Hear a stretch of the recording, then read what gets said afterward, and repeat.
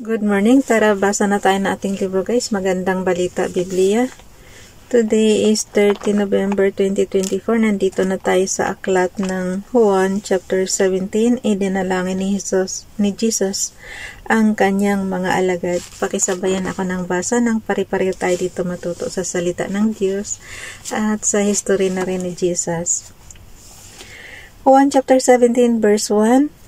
Pagkasabi ni Jesus ng mga pananalitang ito, tumingala siya sa langit at kanyang sinabi, Ama, dumating na ang oras, parangalan mo na ang iyong anak upang maparangalan kaniya. Verse 2, sapagkat binigyan mo ako ng kapangyarihan sa sangkatauhan upang bigyan ko ng buhay na walang hanggan ang lahat ng ibinigay mo sa anak.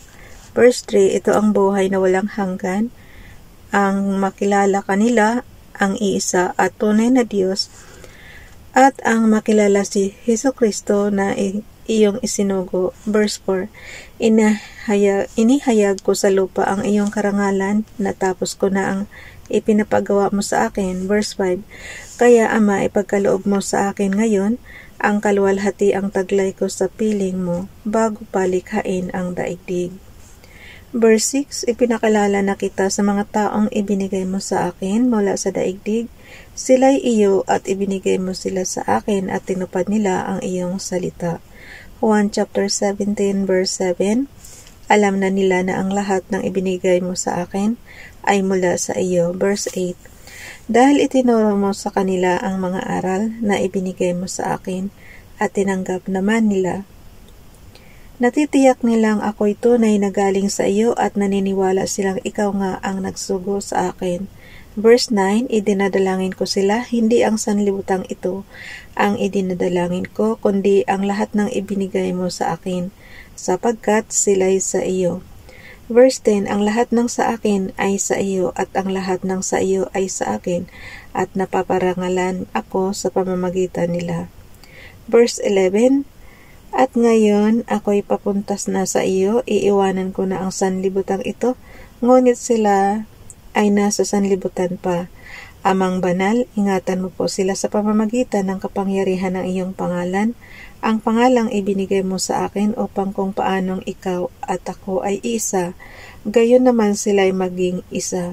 Verse 12, habang kasama nila ako, iningatan ko sila sa pamamagitan ng kapangyarihan ng iyong pangalan, ang pangalang ibinigay mo sa akin.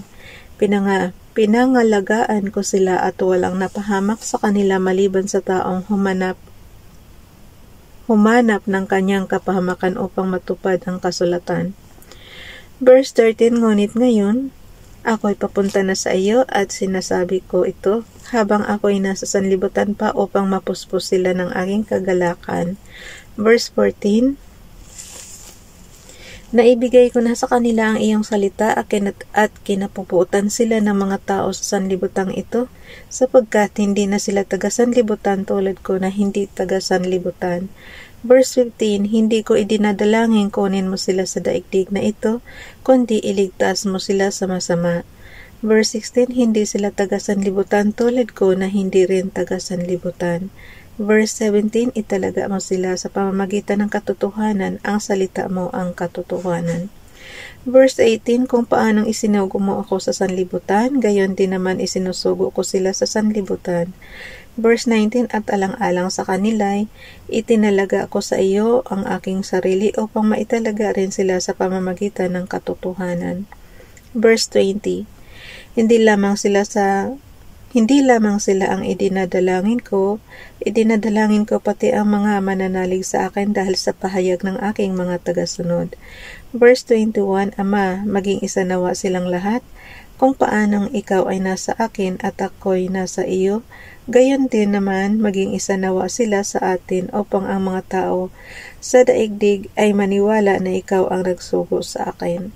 Verse 22, ibinigay ko na sa kanila ang karangalang ibinigay mo sa akin upang sila'y ganap na maging isa tulad mo at ako na iisa. Verse 23, ako'y nasa kanila at ikaw ay nasa akin upang lubusan silang maging isa. Dahil dito makikilala ng mga tao sa daigdig na isinugo mo ako at sila'y minamahal mo katulad ng pagmamahal mo sa akin. Juan chapter 17 verse 24. Ama, sila ay ibinigay mo sa akin at nais kong makasama sila sa kinaroroonan ko upang makita nila ang karangalang ibinigay mo sa akin. Sapagkat minahal mo na ako bago pa nilikha ang daigdig. Verse 25. Mapagmahal na Ama, hindi ka kilala ng mga tao sa daigdig, ngunit kilala kita, at alam rin ng mga ibinigay mo sa akin na ikaw ang nagsugo sa akin. Verse 26.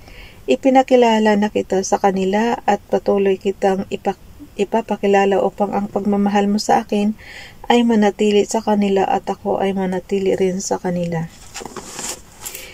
Tingnan nga natin kung pwede pa yung chapter 18 guys. Bilisan lang natin para pasensya na kung magiging mabilis ang pagbigkas ko para matapos natin yung chapter 18. Mahaba-haba ng konti eh. Ang pagdakip kay Jesus. Nababasa na natin to sa aklat ng Matthew, aklat ng Marcos, at aklat ng Lucas, and then ito yung Juan. So, 4 na libro ang nagsulat dito guys. Sa yung ang pagdakip kay Jesus. Juan chapter 18 verse 1. Pagkatapos ng panalangin ito, umalis si Jesus kasama ang kanyang mga alagad. Tumawid sila sa batis ng Kidron at pumasok sa isang halamanan doon. Verse 2. Alam ng taksil na si Judas ang lugar na iyon sapagkat doon madalas magpunta si Jesus at ang kanyang mga alagad. Verse 3. Pumunta doon si Judas kasama ang ilang pinuno ng mga bantay sa templo at isang grupo ng mga kawal Romano na padala ng mga punong pari at mga pariseo. May dala silang mga lampara, ilawan at sandata. Verse 4. Alam ni Jesus ang lahat ng mangyayari sa kanya, kaya't sila ay sinalubong niya at tinanong, sino ang hinahanap ninyo? Verse 5. Si Jesus na taga Nazareth, sagot nila at sinabi niya, ako si Jesus. Kaharap nila noon si Judas na nagtaksil sa kanya. Verse 6. Nang sabihin niyang ako si Jesus, napaurong sila at natumpa. Verse 7, muli siyang nagtanong, sino nga ba ang hinahanap ninyo? Si Jesus na taga Nazareth, sagot nila. Verse 8, sumagot si Jesus, sinabi ko na sa inyo, ako si Jesus. Kung ako ang hinahanap ninyo, hayaan ninyong umalis ang mga taong ito. Verse 9, sa gayon natupad ang kanyang sinabi, Ama, walang napahama kahit isa sa mga ibinigay mo sa akin. Verse 10, binunot ni Simon Pedro ang kanyang tabak at tinaga ang kanang tainga ni Malco.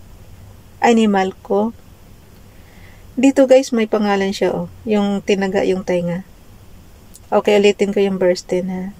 Binunot ni Simon Pedro ang kanyang tabak at tinaga ang kanang tainga ni Malco na isa sa mga alipin ng pinakapunong pari ng mga Hudyo. Verse 11, sinabi ni Jesus kay Pedro, ibalik mo sa lalagyan ang iyong tabak, dapat kong danasin ang paghihirap na ibinigay sa akin ng Ama.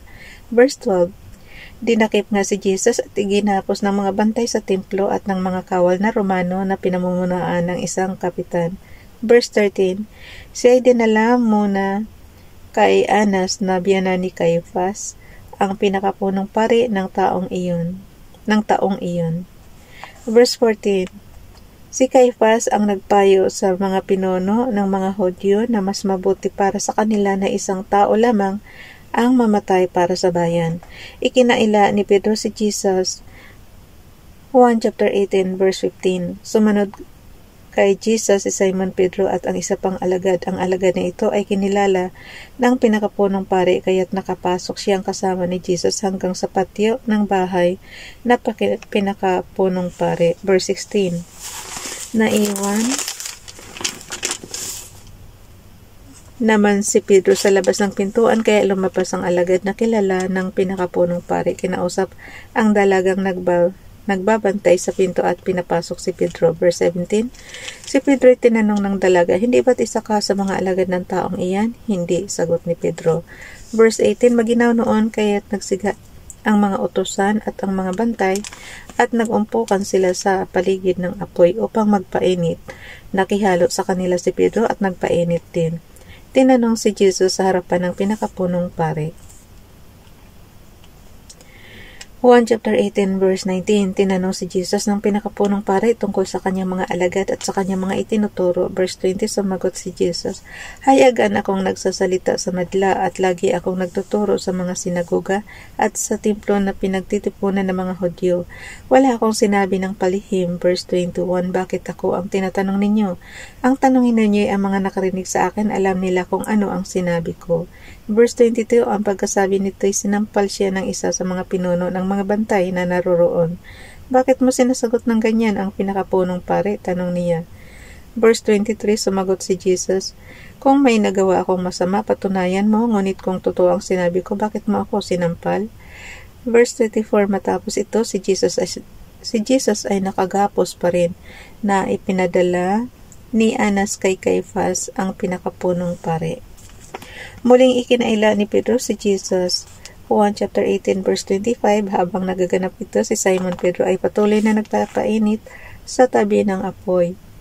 Siya ay tinanong ng mga naroon, hindi ba't alagad ka rin ng taong iyan? Hindi, kaila ni Pedro. Verse 26, tinanong naman siya ng isa sa mga utusan ng pinakapunong pari ng mga Hudyo at kamag-anak ng lalaking natagpasan niya ng tainga. Hindi ba ikaw ang nakita kong kasama ni Jesus sa halamanan? Verse 27, muling ikinaila ito ni Pedro at narinig na tumilaok ang manok. Dinala si Jesus kay Pilato. Juan chapter 18 verse 28, maaga pa nang dalhin si Jesus sa palasyo mula sa bahay ni Caiphas, hindi pumasok ang mga pinuno ng mga Hudyo sa palasyo upang sila'y huwag maituring na di karapat-dapat kumain ng hapon ng Pampaskwa. Okay guys, nandito na tayo sa aklat ng Juan chapter 29.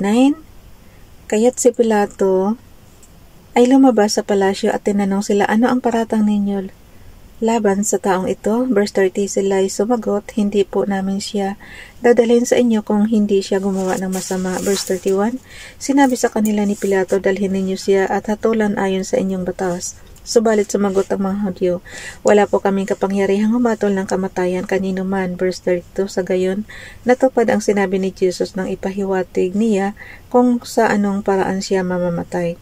Verse 33, si Pilato ay pumasok ulit sa palasyo at ipinatawag si Jesus. Ikaw ba ang hari ng Hudyo? Tanong niya. Verse 34, sumagot si Jesus, iyan ba'y sarili mong palagay o may ibang nagsabi sa iyo? Verse 35, tugon ni Pilato, hindi ako Hudyo, ang mga kababayan mo at ang mga punong pari ang nagdala sa iyo rito. Ano ba ang ginawa mo? Verse 36, sumagot si Jesus, ang kaharian ko ay hindi sa daigdig na ito, kung sa daigdig na ito. Ang aking kaharian ipinakipaglaban sana ako ng aking mga tauhan at hindi na ipagkanulo sa mga Hudyo, ngunit hindi sa daigdig na ito ang aking kaharian. Verse 37, kung ganon isa kang hari, sabi ni Pilato, sumagot si Jesus, ikaw na ang nagsabing ako'y hari. Ito ang dahilan kung bakit ako ipinanganak at naparito sa daigdig, upang magsalita tungkol sa katotohanan. Nakikinig sa aking tinig ang sinumang nasa katotohanan. Verse 38, ano ba ang katotohanan? Tanong ni Pilato. Hinatulang mamatay si Jesus. Pagkasabi nito, muling lumabas si Pilato at sinabi sa mga Hudyo, wala akong makitang kasalanan sa taong ito. Juan chapter 18 verse 39, ngunit ayon sa inyong kaugalian, dapat akong magpalaya ng isang bilanggo sa pista ng Paskwa. Ibig ba ninyong palayain ko ang hari ng mga Hudyo? Juan chapter 18 verse 40, hindi sigaw nila, hindi siya kundi si Barabas. Si Barabas ay isang tulisan.